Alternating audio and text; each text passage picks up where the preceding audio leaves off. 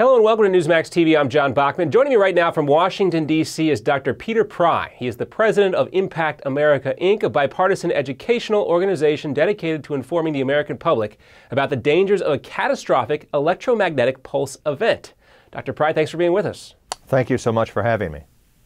All right, so the former director of the CIA under President Clinton says that electricity and the electrical grid is the most important, the most critical of all of our infrastructure in this country, even more so than water.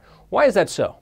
Well, water depends upon electricity. It's purified and delivered to your home and to the cities by electricity. Communications, transportation, banking and finance, food and water all depend directly or indirectly upon the electric grid. And without the electric grid, we don't have any of those things. And give us some of the scenarios that we might actually see this type of event playing out, and how would it happen?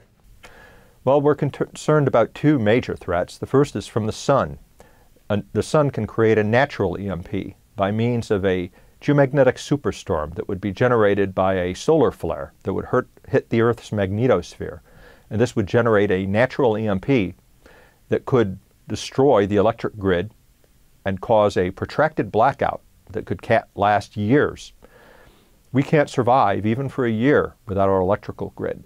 What is the maximum amount of time? We've talked about this special that National Geographic put out there. That was a 10-day event. But what do you think is the maximum amount of time before the global population basically implodes?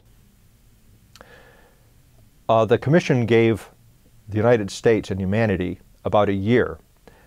We estimated that given the current state of unpreparedness, that if the blackout lasted a year or more, 9 of 10 Americans would probably die from starvation, disease, and societal collapse.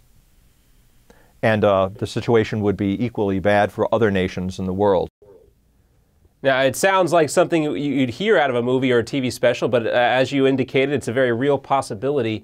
And coming up here, we're going to see a real test of the country's electrical grid. Tell us about this Grid X2 test that's about to take place this month and what we can expect. Well, it's a tabletop exercise that's being conducted by the electric power industry. It's organized. And tabletop exercise, what does that mean? That means it's a pretend exercise. They pretend that the event has happened, that people sit around at tables, they talk about a hypothetical scenario, but they're not actually going to be throwing switches or practicing turning the grid into a blackout and then trying to turn it back on again, which would be a more practical, realistic type of an exercise. It's basically a hypothetical exercise where these things are pretended. And this is not new. This has been done before by the National Defense University and by the U.S. Army War College. And they've come to the conclusion that if this were to happen, it would have catastrophic consequences for the country. I am one of those that's sort of critical of Grid X2 because I think we already know that there's a threat out there. We've all had endless war games already. We've had years of studies looking at this problem. And it's time to stop playing games and actually implement the recommendations that the Congressional EMP Commission came up with, the commission on which I served, to protect our nation from EMP. The time for action is long past. You know, we know how to protect the grid. We should be doing things to protect the grid and not just playing games. And give us some specific examples of what needs to be done, yesterday to protect the electrical grid. Well, we've known for 50 years how to protect against both nuclear EMP and natural EMP from the sun. And we haven't talked about the nuclear EMP threat, but that's why we think Iran wants the bomb. They've openly written about attacking the United States and bringing us to our knees, eliminating us as a civilization with a single nuclear weapon detonated at high altitude, which they could do if they get the bomb. North Korea, there was an intelligence report just yesterday that North Korea is working on super EMP weapons with the Russians, and their tests are indicative that they probably have that technology. But to your question, how do you protect against this? Well, the technologies are proven for 50 years. Faraday cages, surge arresters, blocking devices. You can build a Faraday cage, for example, around transformers and around the computers that regulate the power in the electric grid. This is basically just a metal box.